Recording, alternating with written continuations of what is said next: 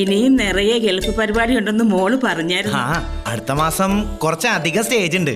സത്യത്തിൽ മണിയുടെ കൂടെ ഇവള് പ്രോഗ്രാമിന് വന്നതിന് ശേഷമാ ഈ വീടൊന്ന് പച്ച പിടിച്ചത്. ഇതാണ് പച്ച. ഒത്തിരി നന്ദിയുണ്ട്. ഇനിയിപ്പം നന്ദിയുടെ ആവശ്യമൊന്നുമില്ലല്ലോ, നമ്മളെല്ലാരും ഒന്നാമല്ലേ. എങ്ങനെ? അതെ, അധികം വളച്ചുകെട്ടില്ലാത്ത കാര്യം പറയാം. മണിക്ക് മൃളാണിനിയെ കല്യാണം കഴിച്ചാൽ കൊള്ളാമെന്നുണ്ട്.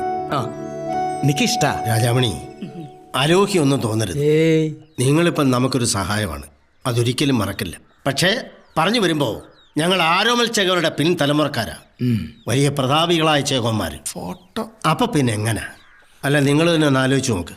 ഇത്രയും താണജാതി എന്നൊരു ആരോമലോടെ കിട്ടെ. ഇവര് തമ്മിൽ ഇത്രക്ക് ഇവര് തമ്മിലൊന്നുമില്ല. ഒപ്പം പണിയെടുക്കുന്ന ആൾക്കാർ മിണ്ടിയും പറഞ്ഞു നോക്കിയിരിക്കും, അതിനപ്പുറത്തൊന്നുമില്ല. എനിക്കട മണി കളഞ്ഞിട്ട് വാടാ. എന്നാ പ്രഭു ഞങ്ങളങ്ങോട്ട്. നമുക്കിറങ്ങാം. തലമുടി കിട്ടാൻ കാശില്ലാത്തവനാണ് ആരോമലിന്റെ തലമുറ എന്ന് പറയുന്നത്.